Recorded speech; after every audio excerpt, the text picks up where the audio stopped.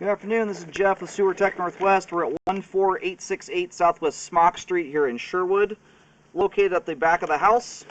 I describe everything as if you're standing in the street facing the front of the home. So on the clean out here is just I don't know, 5 feet or so to the left of the rear decking, 3-inch ABS clean out. So I'm doing this in reverse right now. I just realized or was made aware that when I first started my camera up, I accidentally said the wrong address or city anyway, so I wanted to correct that. So anyway, we just let the line drain out here, and I just located the camera head, or got close to it anyway. The line goes through the rear fence line. The pipe crosses the property, moving from right to left, and it looks like it goes through the rear fence line, about 10 feet or so in from the rear left corner of the yard. And where that is situated right now, I can't get my locator on top of it. The line's gone through the fence line. Anyway, we've got standing water, and it's throughout much of the sewer line to varying degrees. You've got standing water at the start of the line, or the first half, that's on the more minor side, and then as you make your way out towards the end of the line, it becomes more significant. So like right there, that last section of PVC, most of it bellied out up until you hit the main anyway. That right there is hovering around the 1/4 inch mark.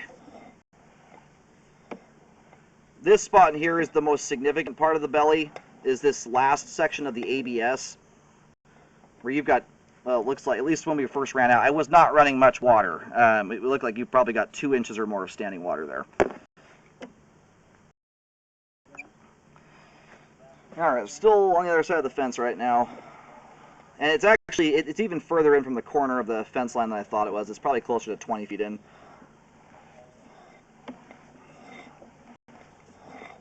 Anyway, I don't know, from the sounds of it, this sounds like a flip house. I don't know if this line was hydrojetted preemptively or not to clean it up. I'm always worried about that to, minimize debris buildup and everything. But this section of the line here, you've got about 2 inches of standing water. When I get into its worst point here, when I start ripping the camera back in, that water line is just bare, and this is after I've already sloshed water in and out of this thing. It's just barely getting down to the camera lens. When you've got about 2 inches or less, when you rip the camera back quickly, you'll generally see the water line pull down below the camera lens. When it exceeds that, that won't happen.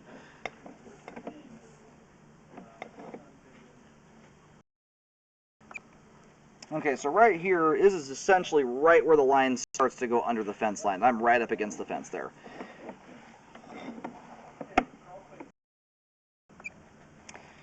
Alright, I wanted to double check my depths there. I was so close to the fence, I wasn't sure if they were on or not. But it's only 2 foot 4 inches deep there, right at the fence line. I got about 2 foot 6 when I pulled back a little bit, but the yard's kind of built up a little higher.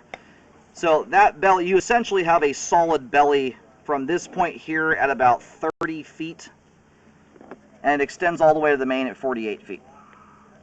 And depending on the part of the belly you're in, I mean, it ranges anywhere from probably a 1/16 of an inch all the way up to 2 inches.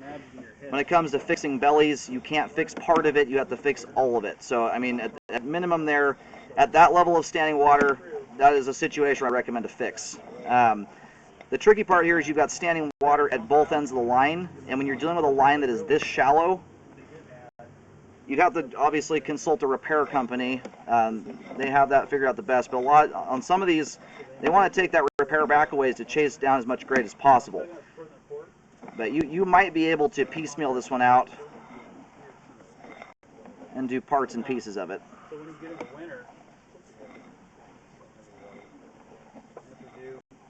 So then you've got this other belly here that dissipates off basically at 5 feet.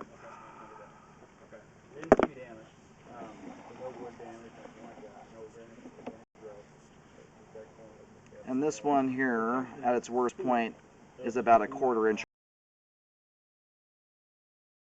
of water. That is a minor belly. That's not a belly. Although, I mean, I am even seeing, if you look at the top of the pipe there, you have evidence of blockages. The hard part is we don't really know the story behind the blockage, and that blockage evidence dissipates off once you get back about 4 or 5. So, and that can happen if someone's decided to, wad up a bunch of paper towels and flush those down the line. You can get a ball of paper towels to clog in anything, let alone a part of the line that's got a belly in it.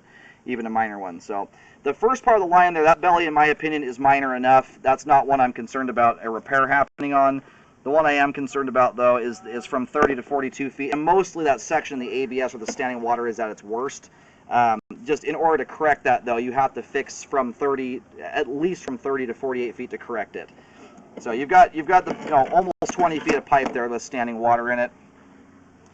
I do recommend a correction on that. And on the plus side here, at least the line is quite shallow. At least up to the fence line, you're 2.5 feet deep, and it's just dirt. Beyond the fence line, it looks like this line hits some kind of main lateral easement scenario. There's a manhole up in the road that lines up with the fence pretty good. So as far as I can tell, it looks like grass and dirt on the other side of the fence line. And because of, especially with the shallowness, the relative ease of repairing this one, at first when I saw the length of this thing, I thought it might have turned and gone out to the side street here under this giant retaining wall. That's a scenario where just the sheer level of what you'd have to do to repair it, that doesn't make a lot of sense to me in that circumstance. In this case, being that it's a shallow sewer line under grass and dirt, this is a scenario where I would ideally like to see that corrected so it's not causing any blockages and backups. And I do see evidence of blockages and backups. You've got standing at the top of the pipe. It's hard to always know what was the culprit behind it, but you've got enough pipe there that's out of grade with enough depth of standing water to cause issues here if you're not being careful. If for some reason the repairs are not done, you want to make sure that you are rescoping this. You want to especially do that at the 1 year mark to get a baseline for how the line's handling your living habits, and then do maintenance hydrojetting periodically to keep buildup down. That would be the second option. Ideally, I'd like to see it repaired so it's not something that becomes an issue and don't have to do recurring jetting for it. So all the pipe here today, all of it is intact. None of it's broken. The bellied stuff is settled, but none of the pipe is busted there or anything like that. It's bellied out. So as it sits, the line is functioning, but is draining quite a bit slower than it should due to the standing water. And that slow drain is what leads to buildup, blockages, and potential backups. After any repairs are done, make sure a rescope is performed. You want to do that rescope after the trench is closed, not beforehand, or you're going to be looking at everything in theory. This line, for instance, that bellied area would have looked perfect before you buried it, and it's not until you put weight on the line that you'll see that stuff. So you want to make sure you scope it after the trench is closed.